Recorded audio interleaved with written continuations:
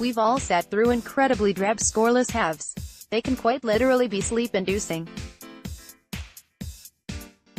Often, they come about because teams aren't all that interested in penetrating the opponent and playing on the edge of danger.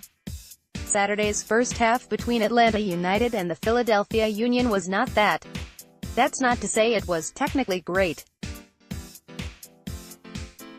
In fact, maybe it was the sloppiness from both teams that made it feel like a goal could be scored in any given moment. Both teams conceded possession, and in turn, a counter-attacking opportunity for the opponent, consistently throughout the half. The result? A very open game with 17 combined shots from the two teams. Ezequiel Barco looks unsure of himself. I hesitate to say he lacks confidence in general, because you can see Barco's eagerness to make things happen for the Five Stripes. For example, in a long-range free kick opportunity in the first half, he took it instead of leaving it to Jeff Larentovich. I like to see this from Barco, who seems to defer too much to his teammates at times. That said, we saw the negative side of that confidence just minutes later as the 19-year-old received the ball with lots of space in the box, and, well, he made a meal of it. He hesitated, chopped, and kept his head down instead of either firing an early shot on goal or finding an open teammate at the far post. Barco will need to improve in these situations, but the raw talent and skill with the ball is clearly there to see. Julian Gressel is a revelation in central midfield. I will admit, I was one of the writers on this site asking people to exercise caution and patience with Julian Gressel in central midfield. Contend that my reasoning was sound. Gressel hadn't played the position hardly at all this season and only in fits and starts his rookie year. His first touch has been questionable at times, and a poor touch in central midfield can lead to a goal very quickly. But instead, we've seen perfection.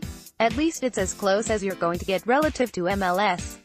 Gressel has been a revelation.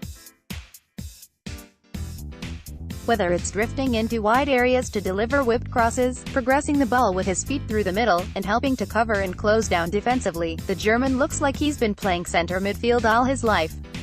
Atlanta United is solid at every position. It's pretty amazing that Darren Deals, Carlos Bocanegra, Paul McDonough and co.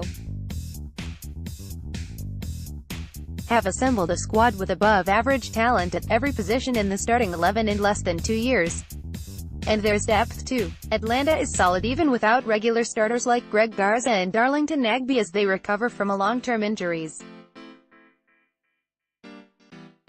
This is in large part down to exquisite recruitment, but it's also down to players who have stepped up their games like Julian Gressel and Marky Ambrose. Other veterans like Jeff Larentovich and Michael Parkhurst are having major success in the twilights of their careers. Overall, Atlanta just doesn't have obvious weaknesses like it did last season. Did Atlanta United score its best goal in club history? Best this season? Tito Villalba's 76th-minute goal was a thing of beauty. It will obviously win MLS Goal of the Week, but just watch it again. So, let's sort this out. Is it the best goal in club history? For me, Tito's goal against Orlando still reigns king. I can reconcile and say this is the best goal the team has scored this season, and it's the best team goal in club history. I suppose this one comes down to what kind of goals you like to see most, so what say you?